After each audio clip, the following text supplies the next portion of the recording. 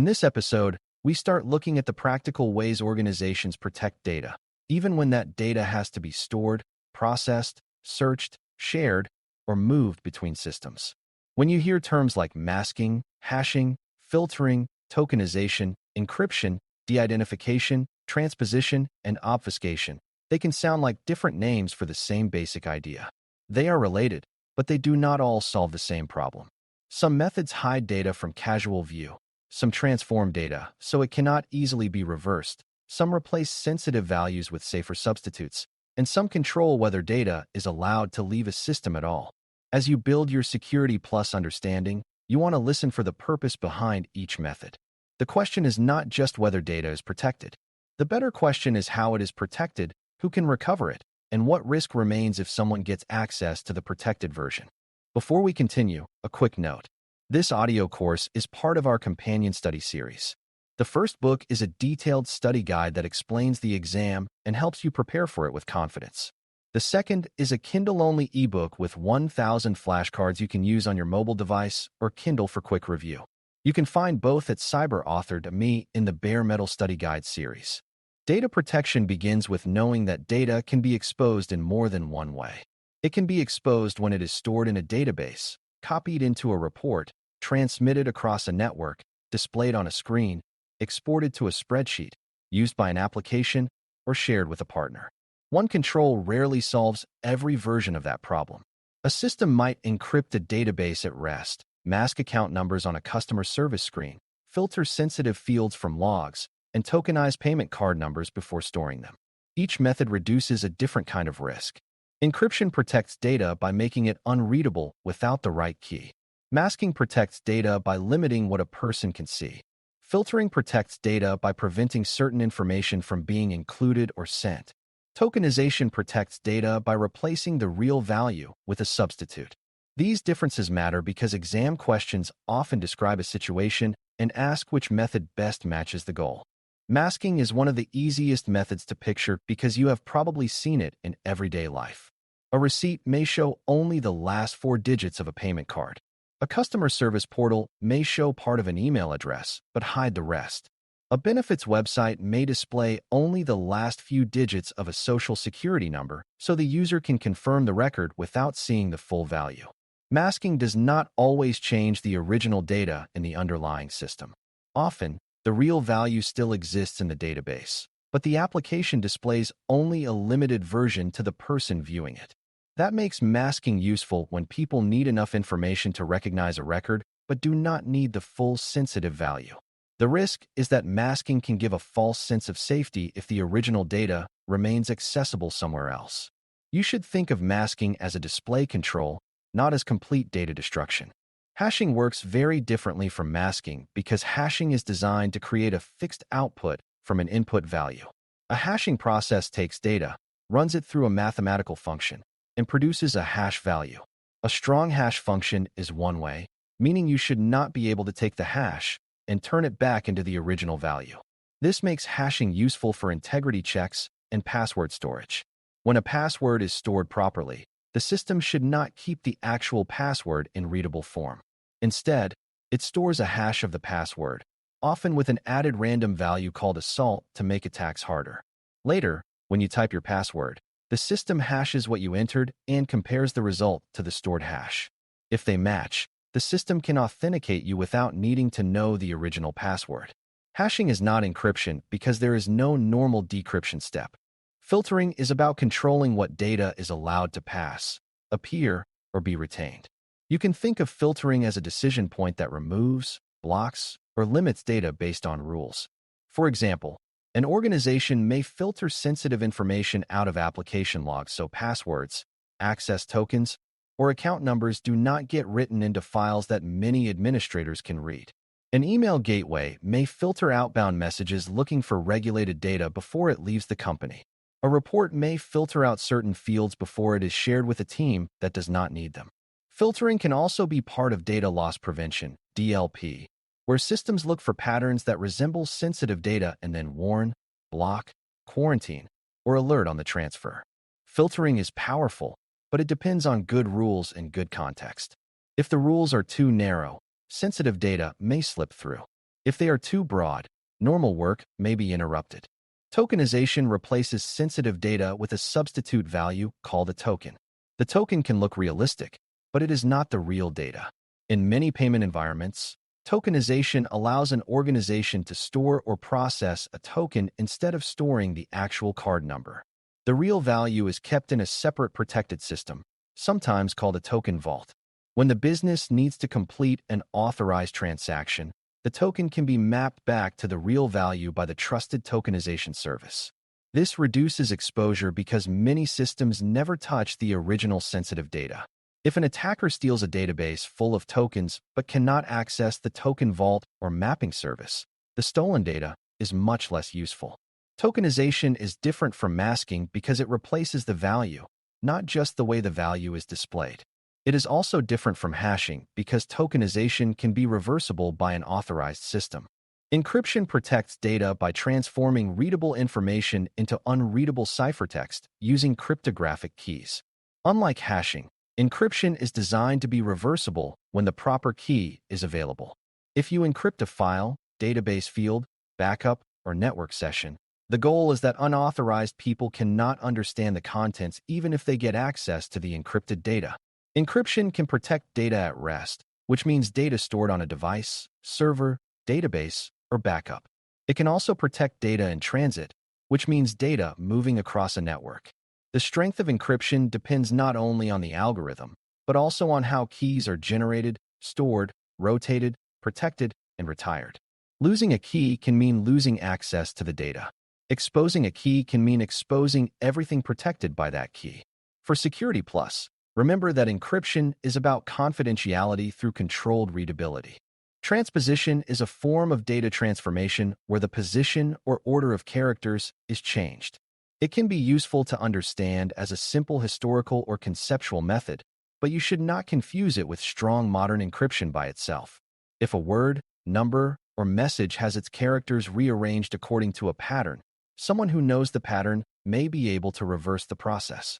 That is the basic idea behind transposition. The data has not necessarily been replaced, removed, or securely encrypted. It has been rearranged. In modern security discussions, transposition may appear as part of broader obfuscation or transformation concepts, but it should not be treated as a strong standalone control for protecting sensitive data. If an exam question describes rearranging characters or changing their position without using cryptographic keys, transposition is likely the concept being tested. It hides the original form, but it does not automatically provide strong confidentiality. Deidentification is used when an organization wants to reduce the chance that data can be tied back to a specific person. This matters in privacy, research, analytics, testing, and reporting. A hospital, for example, may want to study patient trends without exposing individual patient identities. A company may want to analyze customer behavior without giving analysts direct access to names, addresses, account numbers, or other identifying details. De-identification may remove direct identifiers, generalize certain values, mask fields, replace values, or separate identity data from activity data. The goal is to make the dataset less personally revealing. Personally identifiable information, PII, is often the kind of data people think about here, but the same idea can apply to other sensitive categories. De-identification is not always perfect. If enough indirect details remain, such as location, age, dates, and unusual events, someone may still be able to re-identify a person by combining clues. Obfuscation means making something harder to understand, analyze, or misuse. In data protection, obfuscation may involve altering values, changing names, hiding patterns, scrambling formats, or making information less obvious to someone who should not understand it. Developers may obfuscate code to make reverse engineering harder.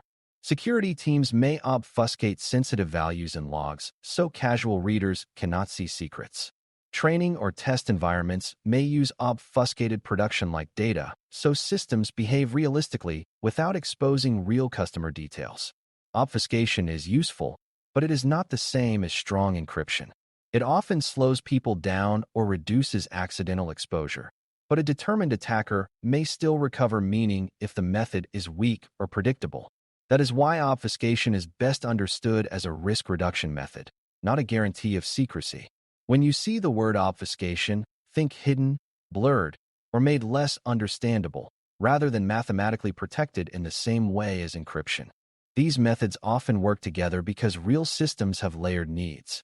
Imagine a customer support system that stores sensitive customer records. The database may encrypt sensitive fields so stolen storage media does not reveal readable information. The application may mask certain values so support staff can verify identity without viewing the full record. Logs may filter out passwords, access tokens, and full account numbers before they are saved. Payment details may be tokenized so the company does not store full card numbers in its main customer database. Analytics data may be de-identified before being shared with a reporting team.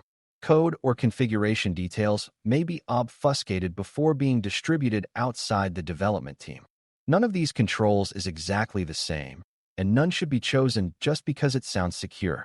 The right method depends on whether the organization needs to read the original data later, prove integrity, reduce exposure, or limit what people can see. A common misunderstanding is assuming that hidden data is always protected data. Masking a value on a screen does not mean the original value is gone. Obfuscating a file does not mean it is cryptographically secure. Hashing a value does not mean it can be decrypted later. Tokenizing a value does not mean the token itself has no risk if the mapping system is exposed. Encrypting a database does not mean every person with application access is blocked from seeing the data. Each method has a boundary. It protects against some risks and not others. This is why security work often asks you to be precise. If the risk is someone reading stolen backup files, encryption may be the answer. If the risk is a help desk worker seeing full account numbers, masking may be better. If the risk is passwords being recovered from a database, hashing with proper safeguards is the expected approach. Another helpful way to separate these ideas is to ask whether the original data can be recovered. Encryption is reversible if the correct key is available. Tokenization is reversible if the authorized mapping system is available. Masking may not change the original data at all because the full value may still exist behind the scenes. Hashing is normally not reversible because the purpose is to compare outputs without recovering the input. Filtering may remove data from a flow or output, which means the filtered copy no longer contains the removed information. Deidentification may or may not be reversible depending on how it is done and whether identifying data is kept separately.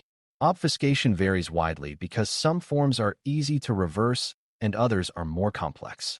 On the exam, this recoverability question can help you avoid traps. A scenario that needs later recovery usually does not want one-way hashing. A scenario that needs one-way verification often does. You also want to connect these methods to the data lifecycle. Data is not protected only at the moment it is stored. It must be protected when it is collected, entered, processed, displayed, transmitted, logged, copied, backed up, analyzed, archived, and eventually disposed of. Masking may matter most at display time. Filtering may matter when data is exported, logged, or transmitted. Encryption may matter during storage and transmission. Tokenization may matter when systems need to use a substitute instead of the real value. Deidentification may matter when data leaves its original business purpose and enters reporting, research, testing, or training. Obfuscation may matter when information needs to be harder to interpret but still usable in some limited way. Security failures often happen when data moves from one context to another. A production database may be well protected, but an exported spreadsheet, copied log file, or test dataset may expose the same sensitive values. For exam-style thinking, focus on the wording of the scenario. If the question says the organization must prove that a file has not changed, hashing is probably involved because hashes are widely used for integrity. If the question says the organization must store passwords without being able to read them later, hashing is again the likely answer. If the question says only the last few digits should be visible to a representative, think masking. If the question says sensitive values should be replaced with substitute values while a secure system keeps the mapping, think tokenization. If the question says data must be unreadable without a key, think encryption. If the question says fields should be removed before reports, logs, or messages are shared, think filtering. If the question says identity should be removed from a dataset, think de-identification. If the question says information should be made harder to understand or reverse engineer, think obfuscation. The larger lesson is that data protection is not one control with one name. It is a set of choices based on how the data is used and what kind of exposure you are trying to reduce. Masking limits what someone sees. Hashing supports one-way verification and integrity checking. Filtering removes or blocks sensitive data from a particular output or flow. Tokenization replaces real values with controlled substitutes. Encryption makes data unreadable without the right key. Transposition rearranges data, usually without the strength of modern cryptography by itself. De-identification reduces the link between data and a person. Obfuscation makes information harder to understand or analyze. When you can explain the difference in plain language, you are much better prepared for security plus questions and for real security conversations.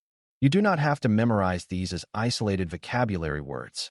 You need to recognize the problem each method is meant to solve and the protection it does not provide. Thanks for listening. For more audio courses, daily newsletters, and more, please visit baremetalcyber.com.